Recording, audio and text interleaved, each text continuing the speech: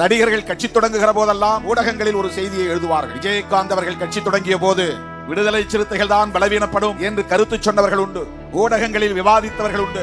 ஆனால் விடுதலை சிறுத்தைகள் தனித்தன்மையோடு அதே வீரியத்தோடு இந்த களத்திலே தொடர்ந்து நீடித்து நிற்கிறது என்பதுதான் வரலாறு. அப்போதே நான் சொன்னேன், யார் யார் புதிய புதிய கட்சிகளை தொடங்கினாலும் அவர்களுக்கு என்ன செல்வாக்கு இருந்தாலும் விடுதலை சிறுத்தைகளை அவர்களால் சேதப்படுத்த முடியாது.